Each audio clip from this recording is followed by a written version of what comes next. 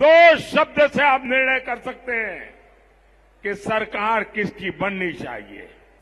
हमारा है nation first, उनका है फैमिली फर्स्ट। निर्णय देश करे नेशन फर्स्ट चाहिए कि उनका फैमिली फर्स्ट चाहिए। दिल्ली में जो लुटियन गैंग है, जो खान मार्केट गैंग है, इन घोर सांप्रदायिक लोगों की रक्षा करने में अपनी जिंदगी खपा दी है। कांग्रेस के राज में उनके एक प्रधानमंत्री ने कहा था कि दिल्ली से 100 पैसा भेजते हैं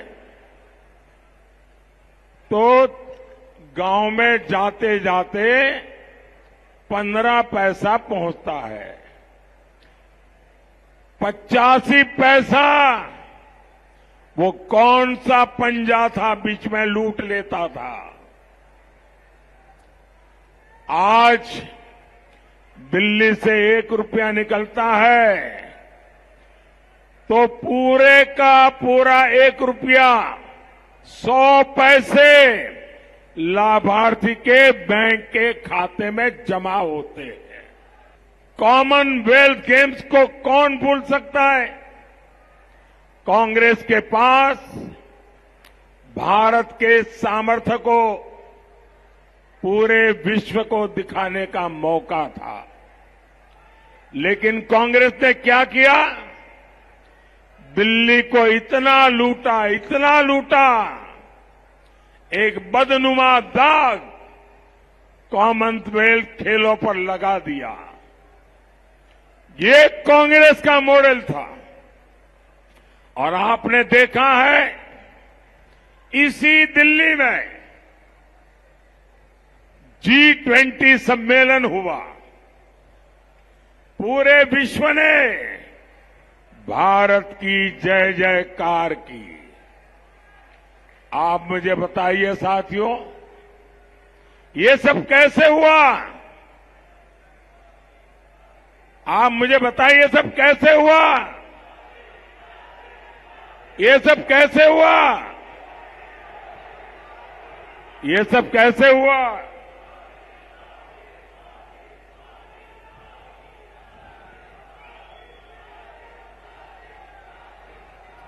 साथियों, ये सब इसलिए हुआ क्योंकि भाजपा का विकास मॉडल नेशन फर्स्ट के लिए कमिटेड है।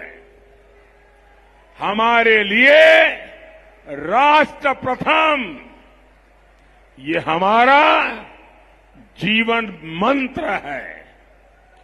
दूसरी ओर कांग्रेस और इंडी गठबंधन है, इनका एकमात्र एजेंडा है फैमिली फर्स्ट। मैं देशवासियों को कहना चाहता हूं, मैं दिल्ली वालों को कहना चाहता हूं, आपको राजनीति की सारी जानकारियां हो या न हो तो भी, आपको देश की प्रगति की जानकारियां हो या न हो तो भी, आपको कांग्रेस के कारनामों का पता हो या न हो तो भी, आपको भाजपा की सिद्धियों का पता हो या न हो तो भी, दो शब्द से आप निर्णय कर सकते हैं कि सरकार किसकी बननी चाहिए। हमारा है नेशन फर्स्ट, उनका है फैमिली फर्स्ट। निर्णय देश करे नेशन फर्स्ट चाहिए कि उनका फैमिली फर्स्ट चाहिए। दिल्ली में जो लुटियन गैंग है, जो खान मार्केट गैंग है, उसने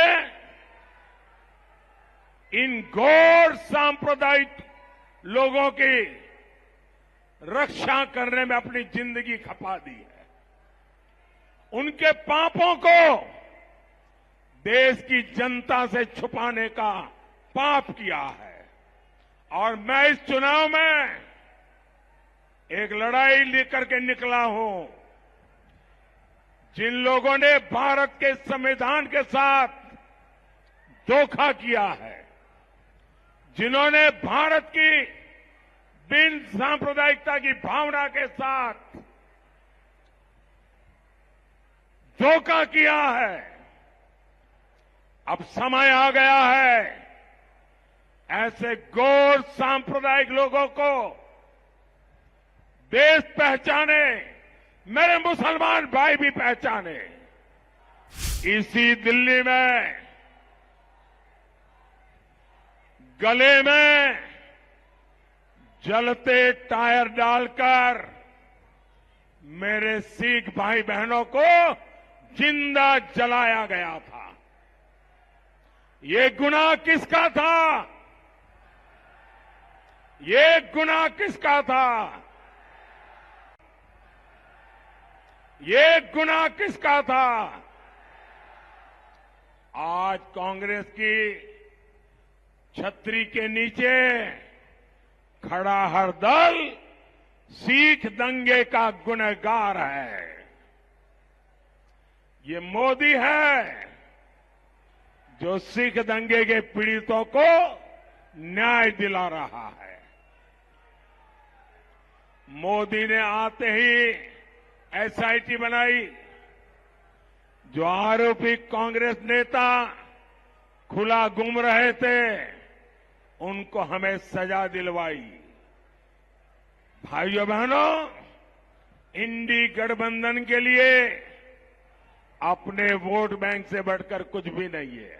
आज मैं देश के लोगों के सामने इनका एक और कच्चा चिट्ठा रख रहा हूं। कांग्रेस ने हायर एजुकेशन में कैसे एससी, एसटी, ओबीसी, हमारे दलित, हमारे आदिवासी, हमारे पिछड़े, उनका हक छीना। देशवासी जरा सुनो, ये अपने आप को बिन सांप्रदायिक कहने वालों ने दलित भाइयों के साथ, आदिवासियों के साथ, पिछड़ों के साथ कैसा घोर अन्याय किया है।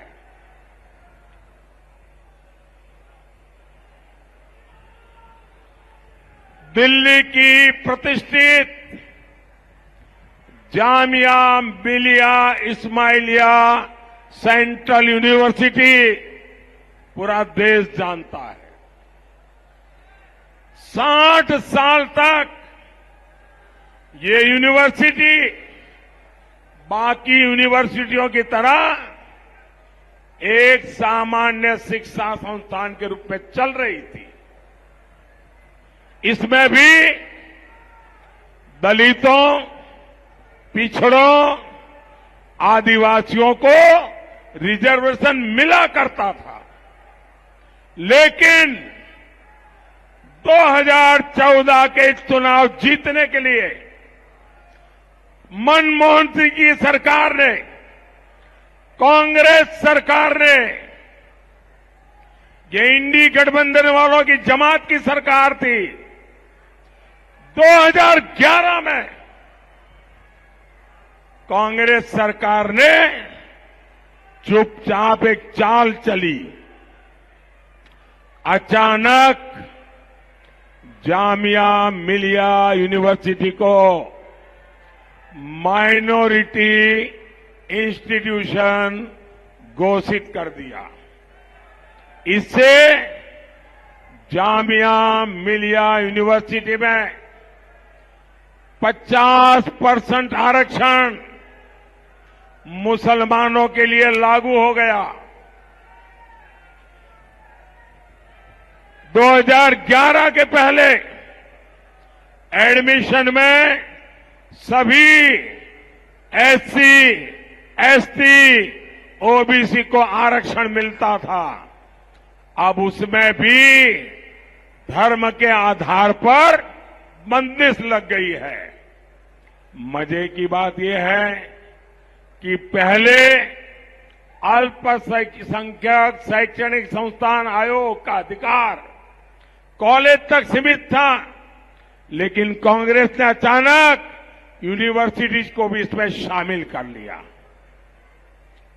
मैं जरा जो अपने आप को बहुत बड़े दलितों के मसीहा बना करके घूमते रहते हैं, आदिवासियों के मसीहा बता करके घूमते रहते हैं, पिछड़ों के मसीहा बना करके घूमते रहते हैं, मैं उनको पूछना चाहता हूं, ऐसी कौन सी आपकी मजबूरी है कि आपने दलितों का, आदिवासियों का, पिछड़ों का अधिकार छीन लिया गया, आरक्षण छीन लिया गया और चुप बैठे रहे?